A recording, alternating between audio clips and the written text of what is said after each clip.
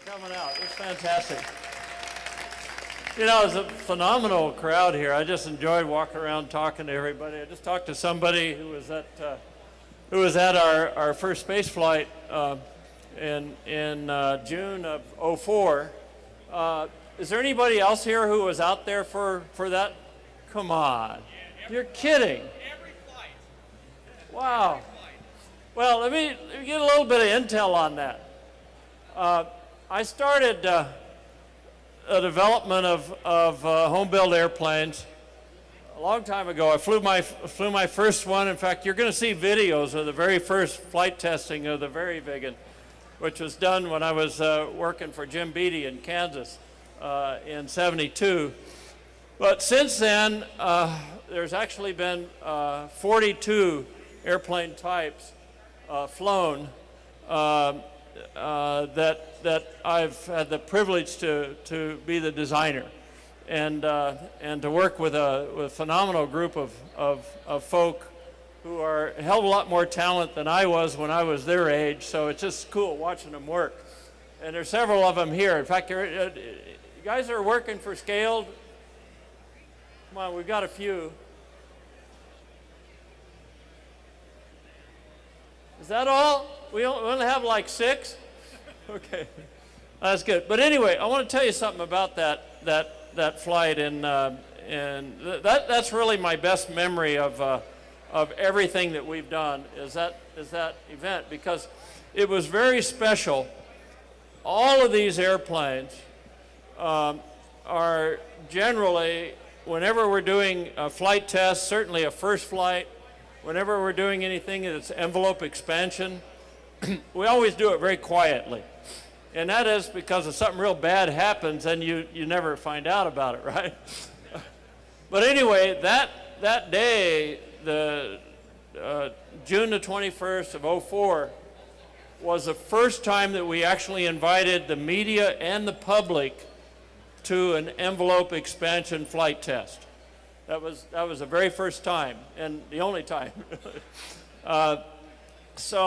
You know, the X Prize flights, they weren't envelope expansion. We were just doing the same thing with a heavier ship. So that was a very special thing. My sponsor was intent on having the media there and having the VIPs there, but was not interested in having the public there.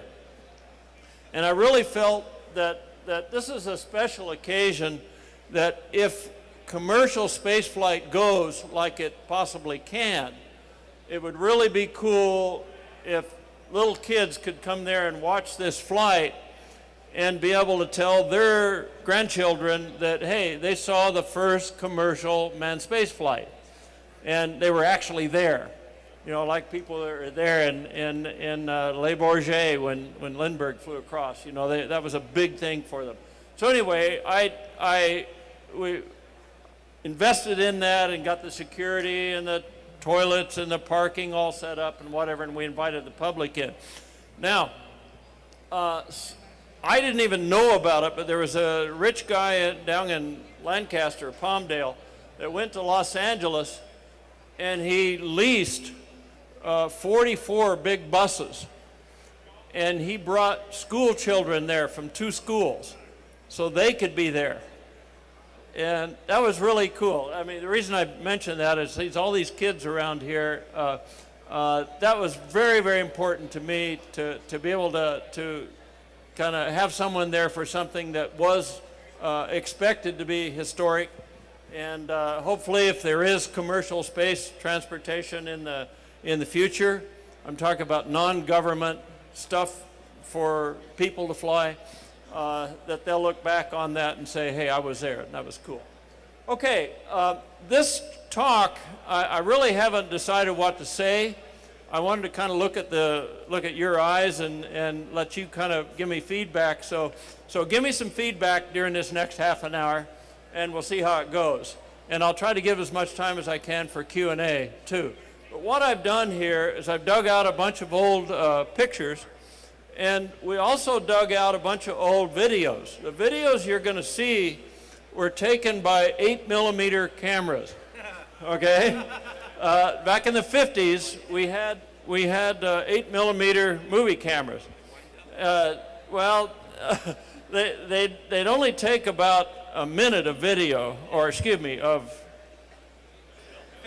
film. Footage. Buggy whip, film, same thing, right? But sometime in the 80s, I got those out, and before they totally fell apart, and I shined them on a wall, and I set up a video camera, and I made VHS copies of them just by pointing the camera at the wall. And so I gave my big stack of VHS videos to my daughter-in-law about 6 years ago, and she digitized all of them. She finally got it all done, and as a Christmas present, she gave me 28 DVDs. So I have all of this stuff on DVDs now, and so I've kind of had a little fun pulling clips out of it. So it's something that I just put together in the last few days, and I think we're gonna have some fun showing it to you. Thank you. The oldest picture I could find of me flying a real model airplane was, I think this is a flight streak. I'm not sure. When I was 12. I tended to go in to do weird stuff. I mean, I did build a flight streak, and everybody had a flight streak. But I also built a 9-foot span control line endurance model, okay? And it had about 2 gallons of fuel, okay, on 70-foot lines. And I was going to set a record that could never be beaten on control line endurance. Well, the thing that I found out was that it didn't have much to do with the model. It had to do with the endurance of the guy that's standing here doing this, you know. And, you know, well, actually, I'm right-handed with everything except flying control line models. I'm left-handed. And the reason is, when I started, I couldn't afford those $12 motors, so I just sling them. And if you sling this way, you can't see it. But if you sling this way, you can't. So I taught myself to fly control line with the left hand. And I was unable to find a model, a picture of me hovering, but in those days there were 2 big meets. One was the AMA stuff and the Nationals, and they were held all over the place. The closest one was Los Alamitos, which I went to in 1959. Later on, I went to Dallas in 1960, and I'd love to tell you some now. If I have time, I'll tell you some more stories about that. But the things that we had that happened about every other weekend were what was called Western Associated Modelers, or the WAM meets. Anybody remember the WAM meets up in the San Francisco Bay Area? You do, okay. Pop Robbins or whatever that organized that. They're all control line, and they're every kind of control line. And they had different rules for control line carrier. AMA had the rules that you get a point for every mile an hour on your first 7 laps from the time you take off from the carrier. And then you go into low speed and you give some kind of signal that says, I'm flying low speed now. And then they measure how many miles an hour you fly on low speed, and you get a point or some points for the difference between your low speed and your high speed. Okay? Well, WAM had different rules. They gave you a point for every mile an hour on high speed, and they gave you a point for every second that it took you to fly 7 laps on low speed. Okay? It sounded about the same, but still everybody was putting nitro and 60s and trying to get more high-speed points. And I showed up with this Grumman Guardian, and I wish I had the film of it here. I couldn't find it. So I showed up with this Grumman Guardian, and I'm just roaring around at some real mediocre speed. Nobody paid any attention to that. I mean, this kid's got a 35. He's not going to win. But I had 2 handles, and I had a bell crank under the horizontal tail, so I could pull it around to get line tension, and then I could work the throttle this way and the elevator this way, and I could hover it. Now, a year before, some guy did figure eights over in one corner and you know, to make more time for 7 laps, and they said, oh, that's illegal. So they made a rule that says you must always be progressing around the circle. That was a constraint we were under. But I brought it around and I brought it into the wind, and inadvertently I stopped and I was disqualified. So I'm sitting here not moving forward, and the carrier is over here and I'm disqualified. So I backed it up, brought it down over the carrier, hooked a wire and put it down, and everybody was kind of scratching their heads. What's going on here, you know? So anyway, the next flight, I garnered several hundred points by flying this thing at a real slow speed, hovering it, and I beat everyone by the biggest margin that they'd ever seen, you know. So that year, because they couldn't change the rules during the year, I won all of the control line carrier stuff. And then they outlawed me for the next year. But anyway, let me go. This is also a control line endurance model, this other one when I was 13, but the big one was, let me just continue on here. Okay, the Wham contests. I went to them from age 13 to 16 up in the Bay Area. I'm a little kid with a flat top over here. A local guy in our small hobby store used to drive us up there, and we'd leave about 3 in the morning, so we'd drive up to San Francisco for these meets and come back that same day. My dad was a dentist, and he and a doctor and a farmer went out and bought a Bonanza in 1953. And so I ended up doing a control line scale model, painted up and built like my dad's Bonanza, entered it in the 59 Nats, and I think possibly the 60 Nats also. If I can find the cursor, here we go with again, this is 8mm stuff, so we're not going to find sound, of the Bonanza and control line scale, 57 when I was 14 years old.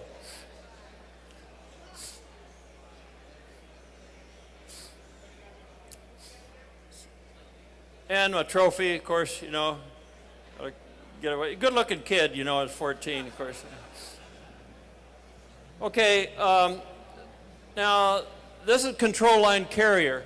And again, I wish I had the hovering stuff on here, but I don't. This again was age 14. I'm up doing a control line carrier at a Wham meet in the Bay Area. This was before I figured out hovering the model. This is when we just kind of slowed it down with flaps and whatever. And so I'm only flying with one control hand, with one hand left, and you can see I'm drinking there too. I haven't figured out what the hell it was I was drinking, but okay. The first big presence that I had at the Nats was at Dallas in 1960. I entered just a handful of events in 59, but when I was 17, I was off to the Nats with 9 different events. And I tell you, my memories as growing up, the most phenomenal memories was being out there in those hangars at that Naval Air Facility, and where guys were in there all night getting their models prepared for competition next year. I had come from a little town with a tiny little hobby store, and that was my whole exposure. And all of a sudden, I'm at the Nationals, and I'm at a hangar as big as this, and there are just lines of tables and guys getting ready for competition, the next one, which is really cool. Now, I did the Nordic tow line gliders. There's an A1 and A2 there. And that was in the days when we'd use, for dethermalizers, we'd soak this cotton in saltpeter, and you light it off, and it burns real slow, and then it burns through the rubber band, and it flips the tail up. And somebody cornered me after Spaceship One and said, "Burt, you did that. That's the same as dethermalizing a Nordic glider." And you know, I didn't think of it. But maybe the inspiration is there, but it was subconscious, the inspiration to do the feathered reentry. and it was very much the same thing, and you'll see that a little later. But control line stunt, the F-27 I flew that for a couple of years in control line scale, and the Guardian that I hovered is actually in this picture down at the bottom. It's actually in a configuration after they outlawed me, so I wasn't able to use the bell crank under the tail. Okay. Oh, this is a little bit about the F-27 at the 59 Nats, and just some old cool pictures. Oh, this is the demise of the F-27. I'm in control line scale. I've got my own circle, 70-foot lines, and the next circle over is a group that's launching a jet speed. Remember the Dynajet speed? Do they still do that? Yes. Okay. I'm surprised. I was wanting to bring a Dynajet into this demo room over here, just let these new guys know what real airplanes sound like. But anyway, I didn't see it because I was just lifting off in my F-27 for control line scale, and this kid had got this Dynajet started and launched it, and you know, when your Dynajet goes around, it goes around real fast. And if it hits you, it'll probably kill you. I mean, it's going, I don't know, well, they were going a couple hundred miles an hour. And he backed into my circle. And I caught him with the outboard engine, right there. And, you know, I never did find out what happened to him. They hauled him off to the hospital. I hope he's okay. He's not here, is he? But anyway, that's how I lost the F-27. I didn't rebuild it after that. Okay, my very first canard design was a radio control model that I did while I was in college.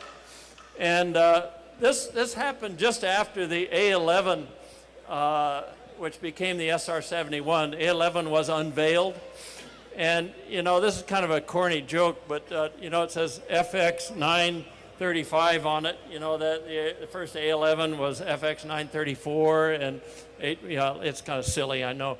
But anyway, I figured that a front engine, by blowing on the canard, would provide a big pitch change, and I didn't want that. So I put an engine on the back mounted high so it would pitch it down. So if you bring both engines up, it may not have this big pitch trim change. But anyway, I flew that at college, and then I decided that I'd develop a wind tunnel so I could develop a home-built airplane. You know, I was thinking about the Varivigan at the time. So I built my own home-built wind tunnel, which is shown on the right there. Okay, this is something that I did really weird that would be thought of as nothing nowadays, but fast forward, we're 1965 now. I'm at Edwards. My first big project was a stability and control flight test engineer on the XC-142A. Anybody familiar with the 142? Yeah, not many, right? I know. Okay, it had 4 turboprop engines, cross-shafted, and it also had a gearbox going back to a tail propeller. Okay, in hover, this thing would lift up, and the tail propeller, they'd change the pitch on it for pitch control, and they'd change the pitch on the outboard engines for roll control, and they'd wiggle the ailerons for yaw control. Okay, and by the way, a long time, decades later, they developed something called the V-22 in the age of computers and CAD and sophisticated aero design. Well, the guys who are familiar with the 142 are proud to say this was done in the 60s with pencils and French curves and slide rules. This airplane, compared to a V-22, has a bigger cabin, a larger payload. It has a cruise speed of 100 knots faster than the V-22, and it had almost twice the range of a V-22. Duh. And, you know, we didn't have control augmentation in those days. It just had a yaw damper. But this thing with no control augmentation had level 2 flying qualities in hover. It's a neat airplane. I can't find a picture of the model, but I built a model of that in 1965 that was radio controlled. Well, we figured this thing going to be too hard to fly. You know, in those days, there was only a handful of people that were flying RC helicopters. And we're going to build a tilt-wing, hovering, transport RC model. I mean, that was a big deal in those days. By the way, the model was about, I don't know, 7-8 foot span, fuselage kind of like this. I put an engine on the back, no cross-shafting. In those days, nobody had a variable pitch propeller for model airplanes. We just had wooden props. So I had 60s on the inboards, 35s on the outboards, and 19 in the tail.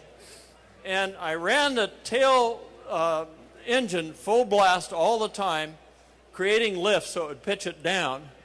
And to make it pitch up, I made a set of louvers that would close under the prop so it would turn the thrust upward to pitch it up. So all I'm working is these louvers, but I'm running the tail motor at full blast. And then we had one guy, keep in mind this before proportional, we're doing this kind of flipping stuff. Now, I saw my transmitter over in a booth over here. It's that 10-channel CG, the blue box. So we had one guy who is in charge of thrust of the inboards, which is hover height. He also had pitch, and he could run the wing tilt up and down. The other guy flew nothing but roll and yaw. Now, I don't know if you've tried this, but it actually works pretty good if you beforehand decide what maneuvers you're going to do. But how many have flown a radio control model that has two pilots with one guy flying two axis and the other guy flying the other two axis? You don't do that, huh? We thought it was a cool idea, but anyway. We did hover it. We never did transition it. We ended up re-kitting it a couple times and gave up. Okay, I went to a little higher Reynolds number to get some more data on this home-built airplane I was building and build a car-top wind tunnel. Did this in '67. We'd usually go out at night when the winds were down, and we found out that Dart station wagon actually was a different car than this. I just set this up for the picture. And we could get it up to about 85 or 90 and with this rig on the top. And what we're doing with this is we're using radio control to move the rudders and the ailerons and the elevators. And the model is sitting on a spherical bearing, just a big rod end. So it would trim to an angle of attack. It would trim to a side slip. And I had springs on roll so that I could measure by how much it moved what the roll moment is, but I let it trim to a side slip angle and to an elevate and to an angle of attack just directly, and I could move that ball bearing forward and aft for different CGs.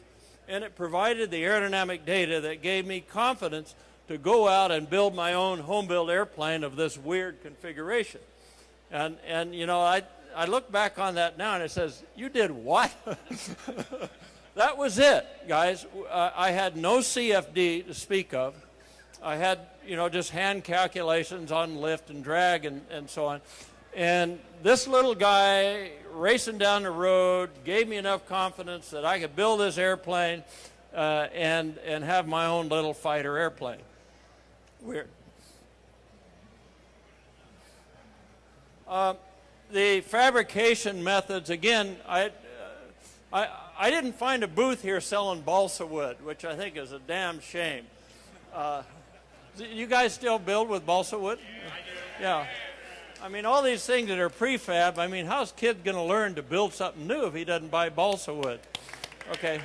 How many here remember the cost of a 36-inch by 3-inch by 1/16 inch piece of balsa wood? That's the most popular size we'd buy, right?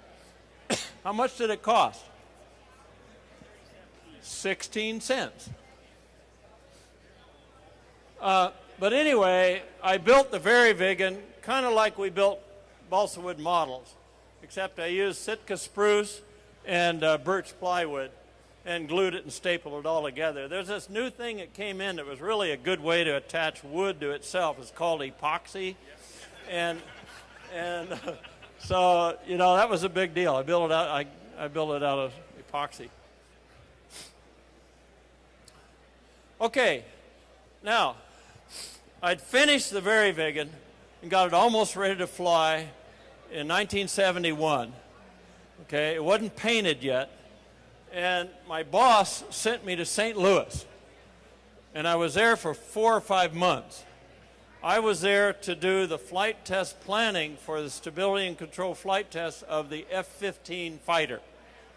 Okay, right in the middle of the Vietnam War. This was this real far out new generation fighter, and I had to go to St. Louis, TDY, for 4 or 5 months. Okay, and I was going to stay there until almost the time at which the F-15 was ready to make its first flight.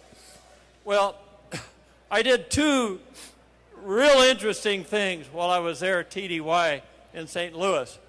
One, I met this gorgeous girl who was a computer programmer who was working at McDonnell Douglas in flight test, and she had a couple of kids, and I married her.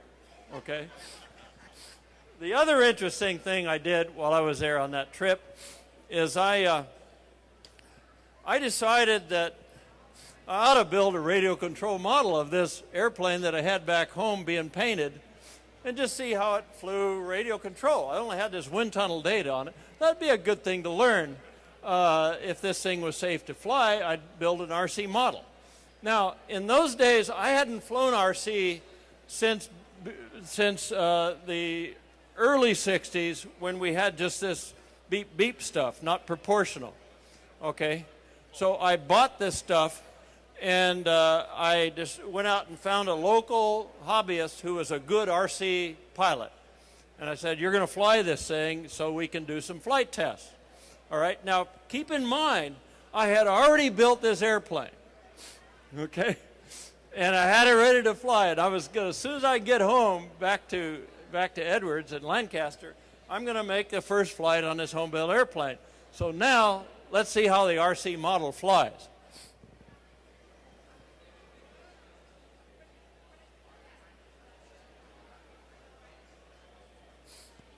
It had a 60 in it.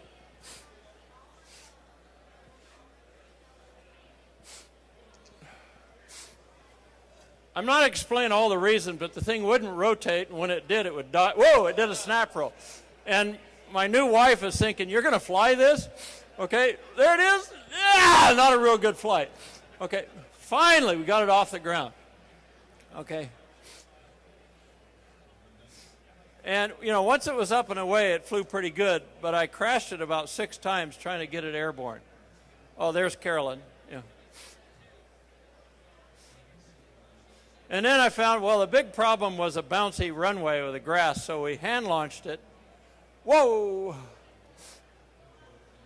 It would usually hit the ground after you did that, but I showed the successful one in here. But anyway, here is now I finally have confidence maybe this thing won't kill me after all. Here's a triple aileron roll. It was a big deal in those days. And I didn't get a picture of the crash, but I am going to show you the last flight of the Very Vegan RC model. Here it goes. Yep, that's it. Yeah, okay. Okay, now, a few months later, I was getting ready to fly this airplane, and I ended up taking a job and quitting my Air Force job and going to Kansas. So I put this airplane in a moving van. The outer wing panels came out, and stacked my furniture and belongings around it, and off it went to Kansas. Now I'm in Kansas, and I'm ready to fly the Very Vegan for the first time. What you're going to see here is all of the initial testing of the Very Vegan, the initial taxi test and everything.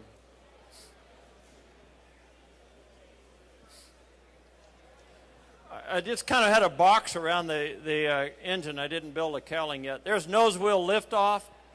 Good. Unlike the model airplane, it does rotate. That was good news. Here, I put just a little bit of air under the tires, and here's a runway flight. Good. Doesn't look like it'll kill me. I'll go ahead and set it down and then do a real flight. And there I am. I flew it until it was almost dark.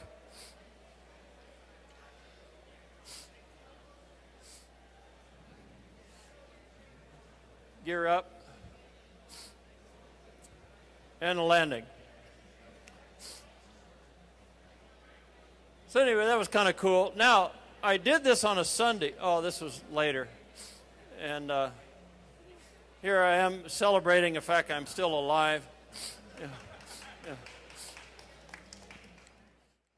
I was working for Jim Beatty, which in those days was a company with about 35 or 40 people, and we were flight testing this little airplane called the Beatty 5, and he had promised to deliver all these kits to, I don't know, 10,000 people and whatever. There were only a couple guys out there when I flew this flight that you saw, the very big one. So Monday, I came to work, and I announced to everybody that, man, I built up confidence now. I'm going to fly the first flight of the very big one. I'd already flown it, but I didn't tell anybody. I wish I had video of this. But anyway, I took off. And I flew it erratic as hell at first. I did a bunch of these and whatever. And, you know, they're all thinking, oh, Rutan's good, about ready to buy the farm. You know. But it was just a joke. Yeah, I know. Anyway, there I am in the Beatty 5. I was the second guy after Les Bourbon to fly the Beatty 5. I had principal design responsibility for just two things when I was at Beatty. I wasn't the designer of the Beatty 5 or the Beatty 6 or the Beatty 4, but I was a flight test director, and I ran the team that was developing it, but I wasn't the airplane designer. I had two design jobs that were mine. One was the jet version of the Beatty 5, and you see that up in the right, and you may have seen it in some Bond movies, and they still do air shows with it. And the other thing was an idea that worked a lot better than it deserved to. It's called the truck-a-plane, or we called it truck-a-plane. Beatty called it the Beatty trainer. What we did is it took a Beatty 5, a real Beatty 5, and stripped it down, took the motor and not the landing gear, but just took everything out of it. It had a landing gear, basic airframe, pilot, made it as light as we could, and we went in and found the center of gravity of it, and we put a big rod in, very much like this wind tunnel model, okay? And then we built some structure going back to a truck. See the truck behind? Okay? Now, that rod end, it wasn't just in place where the airplane had to lift it. The rod end had an upward force of a couple or 300 pounds. And we did that by making a fulcrum and putting garage door springs. I think you can see them on the right here. If I can find the cursor.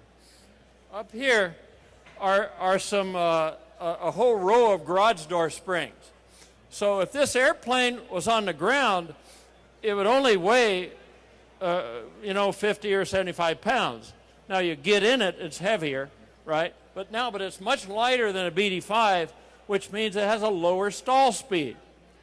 Okay? But if you climb, the springs relax, and if you get up high, the stall speed's it's not going to have this lift coming in through the rod end. So now it has a higher stall speed.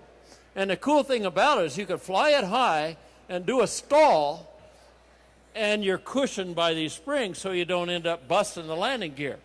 Now, you can bust the landing gear real easy on a Beatty 5. I don't know if you've flown one, but anyway, so we had something that people could learn to fly on. Now, the truck driver, all he did is there were stops on it if you went left and right. All he did was steer to keep you right in the middle, right in the front. And originally, he was the throttle, and the guy in the airplane would call for more power. What we did is we put a push-pull thing so that the throttle on the Beatty 5 ran the carburetor on the truck. Now, you could sit there and peel rubber from the Beatty 5 throttle. That was really cool. And you could take off, and then you could slow down to hold your speed. and you could pull off power and you could land. And you can't see the truck at all. The thing that was different as the truck ran over tar strips is you had this kind of a lunging thing, you know. It was nice and soft this way, but fore and aft you feel it kind of like, so it was kind of like you're in turbulence, but kind of a little bit of a jar to the turbulence. But it was the greatest trainer in the world because we had a single-place airplane that, and there's no two-place version of it. So everybody is going to have zero time and tight when he first flies it. So the idea is that he flies in the trainer, and it worked a lot better than we thought. You go out and do crosswind landings in it, for example, which is a tough thing to do on a gusty day, and it teaches you exactly the right thing to do. But you're flying an airplane that is the full-scale airplane. You're sitting in it, okay? And the stall speed is slower, though. Now, we were going to take it down the freeway, but we'd be worried about the guy in the airplane trying to go over the overpass, so we didn't do that. Okay, RAF, the Rutan Aircraft Factory. Talk a little bit about the model airplanes of RAF. These aren't model airplanes. They had a birthday party when I was 50, so they got a bunch of guys showed up for that. Okay, we did a full-scale model for deep stall testing of the Long Easy. So here we got a model on a truck, on a balance, so we could measure its lift and drag and pitching moment. To this day, my wife Carolyn was the only pin-up model that's been on the cover of Sport Aviation. That's kind of a Bible Belt sort of organization. So there was a lot of flack when they ran that cover in 73, I think it was. Okay, NASA was interested in these things too. They did some wind tunnel testing. The pictures on the lower right here are radio control models. I went ahead and put out plans for the RC model of the very big one. And not a very good flying RC model, but it was something I could make another nickel and a dime for. How many have seen the movie Death Race 2000? Okay. They got a hold of, remember Paul Mantz? Paul Mantz died shooting the movie Flight of the Phoenix. When it landed, the thing fell in, broke the fuselage, and he was killed. But Tallman was still around, and this movie production outfit got with Tallman and said, we need a futuristic airplane for this year 2000, Death Race 2000. We're talking 1974 here. So they're looking way in the future to the year 2000, and they need a futuristic airplane. So he came over to my place and said, I want to rent your airplane, son. And I said, you do? He says, well, I've got to fly it. And he said, oh no, I'm Frank Tallman. I'm the stunt pilot. And I looked at him, and he had a wooden leg. And the very big one was real touchy on the rudder pedals. And I said, listen, I don't just let anybody fly it. I mean, it kind of offended him, I guess, but I said, no, I'm not going to do that. So anyway, a month later, Tallman went to Europe for some other reason, and the movie producers went around him and gave me a call, and they said, hey, can you do it? We'll let you fly it. And I says, you bet. So I quoted him $750, and that was wet. I had to buy all the gas and everything. So we did some interesting stuff, and if you've seen the movie, near the end of the movie, you can see the stuff where we're buzzing the cars and bombing them. And I'm going to show you some of the film here from it. It does have a radio control model on the end, because the very big one crashes into a mountain and explodes and burns, and I refuse to do that part of it. So they did a movie for that. So excuse me, a model for that. So here we go, Death Race 2000. Simeon Griffith. Okay, here's some of the passes. I took off and landed on this little road near Red Rock Canyon. So I'm supposed to buzz the car. It was a really fun flight. Now look real carefully. I'm down on the deck, and they got a camera in the back of this truck. And it's really cool when the truck's doing about 60 and you're only doing about 75, so you only gaining on them by 15 miles an hour. It's really fun. Okay, here's where I fly up a blind canyon and crash, and here's the model that they built, and they slid it down a wire, and then they'd blow it up. You know, normal kind of explosion you'd have when you got 10 gallons of gasoline, right? Okay, talk a little bit. I'll tell you, Dan Craig got to show you a whole lot more than I've got on scaled model airplanes. I guess you showed a lot of that stuff, right? We had to take out about 90% of what he was planning on showing you. But so anyway, he showed you a little bit, right? I've got just a couple of other things, and there may even be some overlap, but I've got a little section here called the models of scale. This is a land shark when we had a tail stall problem with the, did you cover this, Dan? We had a tail stall problem with the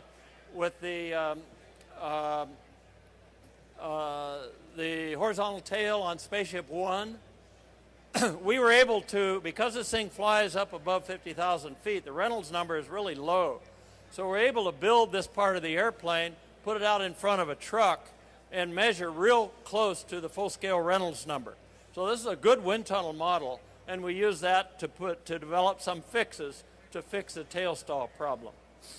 A lot of people have seen, if you've seen Black Sky, you see this glide model.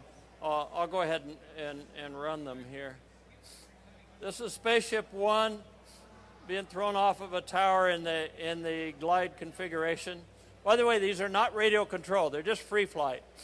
Okay, the more important thing we wanted to find out, though, was what happens in the feathered configuration. So the idea is, when I was at Edwards in the 60s, Mike Adams lost his life during reentry on the X-15 when he had some instrumentation problems. He got the side slip out of whack during reentry. It departed, it spun, and it broke up, and he lost his life. I was close to that. I knew him. I mean, he worked right over there. And so that really, when I looked at this problem of, hey, can we have something that flies the public in space? I wanted a generic solution to that. You know, the shuttle has to fly the angle of attack and the side slip within just a handful of degrees during the whole reentry. They spend 20, 30 minutes decelerating, and they've got to hold that perfectly, or they're going to break up, just like they did over Dallas or Texas. I wanted something that could re-enter the atmosphere at any attitude, any angle of attack and side slip, and also any flight path angle. The X-15 had to re-enter at 40 degrees from the horizontal flight path angle. If it went steeper than that, it gets too much Q and would break up. So I made as a goal for what I did on Spaceship One, and we're sticking to that on Spaceship Two, that you can survive re-entry at any flight path angle. In other words, you re-enter the atmosphere straight in, and you're okay. Also, that you can re-enter at any angle of attack or side slip, and you're still going to be okay. Now, a lot of people say, hey, that's crazy. Well, then again, hey, if you have attitude control problems in space, you don't want to die that day. So I wanted a configuration that would glide nicely and land like a normal glider. You know, I don't like parachutes.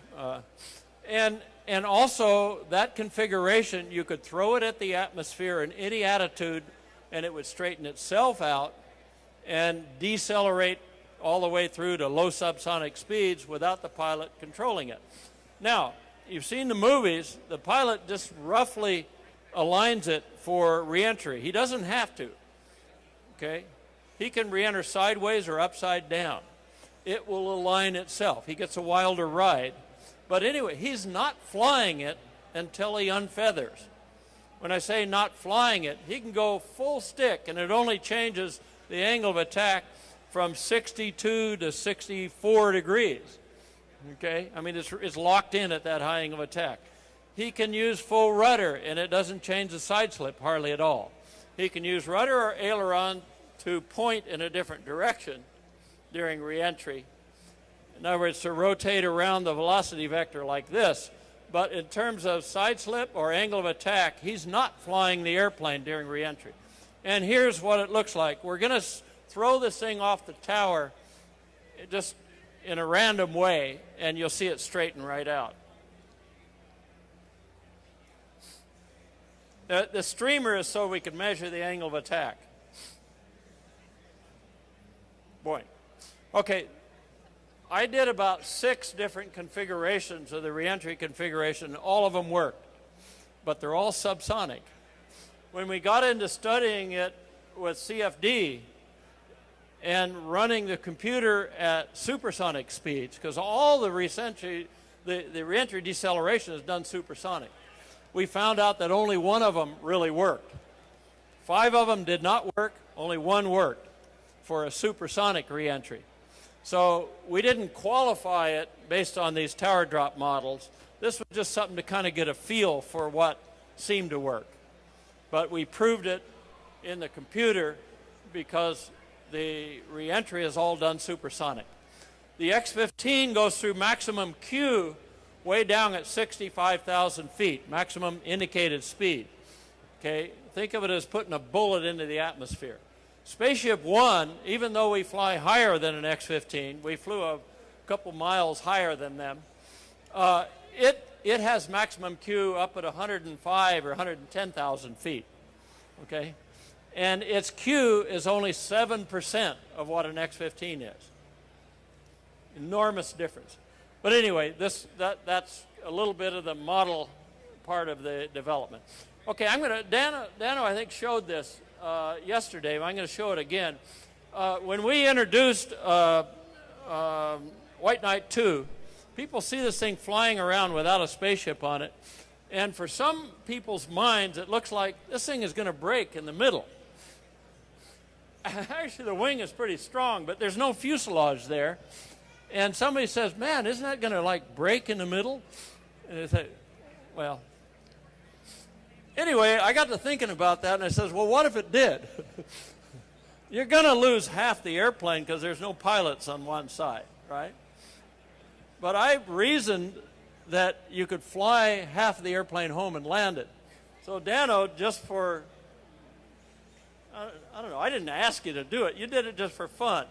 He built half of a White Knight 2 and flew it, and here it is. And of course, success here is that you can get on ground without killing somebody. By the way, the model's over here in his booth, and sure enough, it flies okay. You don't see a lot of asymmetric birds. I don't know why. It's just that they never evolved, you know.